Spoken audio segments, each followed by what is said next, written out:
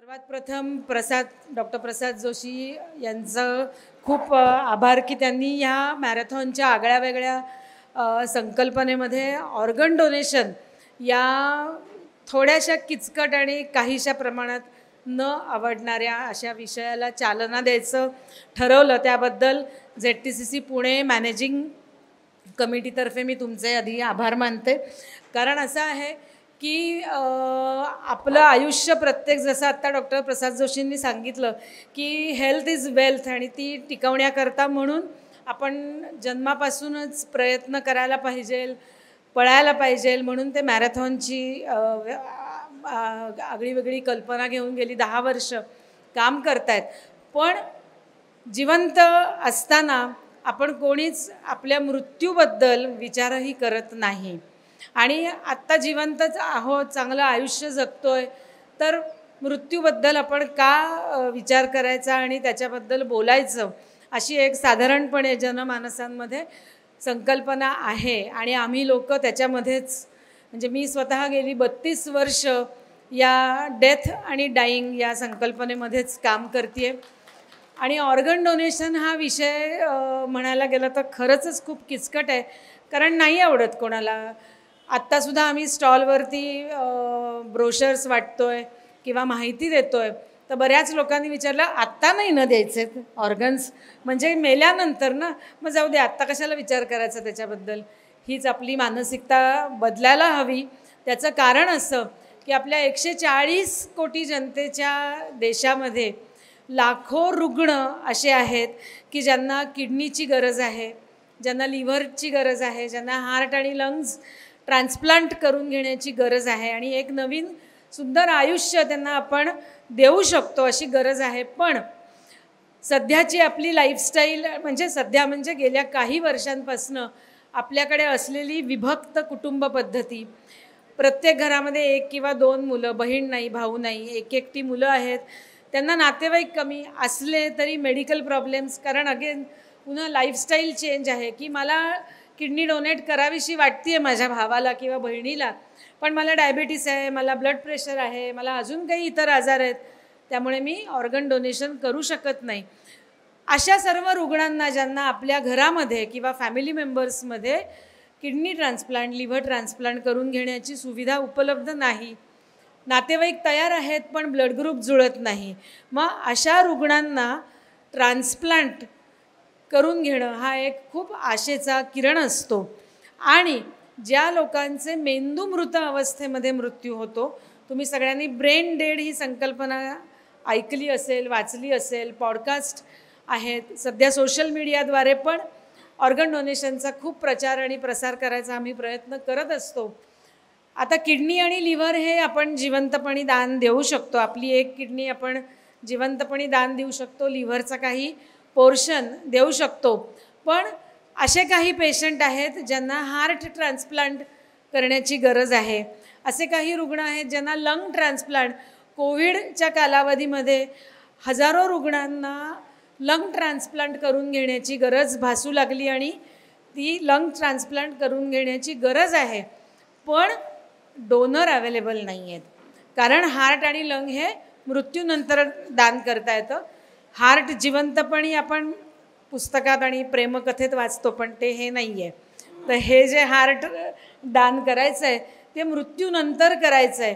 म्हणूनच brain dead किंवा मेंदूमृत अवस्थेमध्ये जे रुग्ण असतात त्यांना अवयवदान करण्याची संधी उपलब्ध होऊ शकते. आत्ता फॉर्म भरून घेत असताना एका व्यक्तीने फॉर्म आमचा ऑनलाईन भरला आणि मग विचारलं की पण ब्रेनडेड होण्याकरता काय करता येईल, सो दॅट जर मी ब्रेनडेड झालो तर मला ऑर्गन डोनेशन नक्की करायचं आहे. पण अगेन ते आपल्या कोणाच्याच हातामध्ये नाही. आणि म्हणूनच आम्ही नेहमी म्हणतो की ब्रेन डेड होणं हे सुद्धा नशिबात असावं लागतं. मी नेहमी म्हणते की मी 33 वर्ष या क्षेत्रात काम करते, पण मला माहिती नाही आहे की माझा मृत्यू कसा होऊ शकेल, केव्हा होईल. पण माझी अशी इच्छा आहे की मी ब्रेनडेड झाले तर मात्र माझे ऑर्गन्स डोनेट होतील आणि काही जीवांना त्याचा फायदा होऊ शकेल.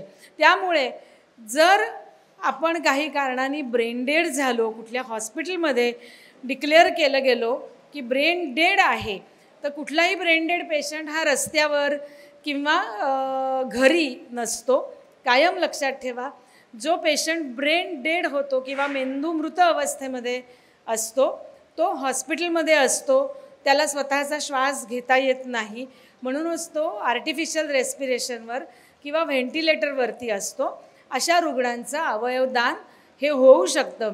त्यामुळे लाखो रुग्णांना ज्यांना गरज आहे, माझ्या पुणे ZTCCच्या अंतर्गत 67 हॉस्पिटल्स आहेत, जिथून फक्त किडनी ट्रान्सप्लांटसाठी 2000 पेशंटची वेटिंग लिस्ट आहे. लिव्हर ट्रान्सप्लांटसाठी 850 लोकांची वेटिंग लिस्ट आहे. 5-5 वर्ष लोक वेटिंग लिस्टवरती आहेत. जे पेशंट किडनीचे आहेत त्यांना डायलिसिस करून त्यांचं आयुष्यमान पुढे जाऊ शकतं. जे लिव्हरचे पेशंट आहेत, जे हार्टचे पेशंट आहेत, जे लंग्सचे पेशंट आहेत, त्यांना हा कुठलाही उपचाराचा भाग अवेलेबल नाही आहे. त्यामुळे त्यांना ट्रान्सप्लांट हा एकच पर्याय आहे. आणि अशा वेटिंग लिस्टवरच्या पेशंटना जर आपण मृत्यूपश्चात जर अवयवदान केलं तर त्यांचं नक्कीच क्वालिटी ऑफ लाईफ आणि आयुष्य सुधारू शकतं. आमची ZTCCची वेबसाईट आहे, नॅशनल वेबसाईट आहे नोटोची, ज्याचं ऑफिस दिल्लीमध्ये आहे. तुम्ही कुठल्याही वेबसाईटवरती जाऊन बऱ्याच तिथे डोनर स्टोरीज आहेत, आणखीन रिसिपियंट स्टोरीज आहेत.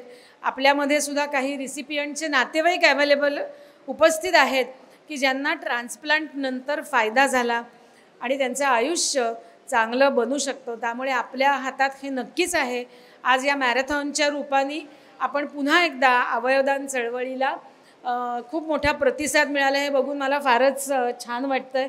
कारण इतका प्रतिसाद, कारण 33 वर्षामध्ये ऑर्गन डोनेशन आणि अवयवदान याविषयी अनेक लेक्चर व्याख्यानं जर आयोजित केली असतील तर तिथे बहुधा संख्या 5 किंवा 10च्या वर नसते. कारण कशाला जायचं, काहीतरी आत्ता जिवंतपणी बघू, मृत्यूनंतर आत्ता आपण छान आयुष्य जगूयात. निश्चितच छान आयुष्य आत्ता जगा, लाईफस्टाईल चांगली ठेवा, पण त्याच्यानंतर जर तुम्हाला ही संधी मिळाली तर त्या संधीचा नक्कीच फायदा घेऊन वेटिंग लिस्टवरती असलेल्या पेशंटना तुम्ही क्वालिटी लाईफ जाता जाता देऊ शकता. म्हणूनच आम्ही नेहमी म्हणतो या ऑर्गन डोनेशन मृत्यूपश्चात करण्याकरिता प्लेज फॉर्म भरणं आवश्यक असतं. तर त्याचं पण नोटोची वेबसाईट आहे. इथे सगळीकडे जे आमच्या वेबसाईटचे पण पत्ते आहेत, ZTCCpune.org म्हणून ZTCCचा वेबसाईट आहे आणि नोटो NOTTO अशी वेबसाईट आहे. त्याच्यावरती प्लेज फॉर्म्स अवेलेबल आहेत. त्याला तुमचा आधार कार्ड चा नंबर देणं आवश्यक असतं, म्हणजे नॅशनल रजिस्ट्रीमध्ये त्याची नोंद. आत्ता इथे काही जणांना लगेचच्या लगेच ते सर्टिफिकेट मोबाईलवरती आलेलं पण आहे. ते तुमच्या नातेवाईकांना सांगून ठेवणं खूप महत्त्वाचं आहे. आणि या विषयावरती मला संधी दिली तर मला 24 तासही कमी पडतील, त्यामुळे मी आवर्त घेते. जाता जाता फक्त एवढंच सांगेन, आठवणीत राहण्यापेक्षा 8 जणांमध्ये राहा. धन्यवाद.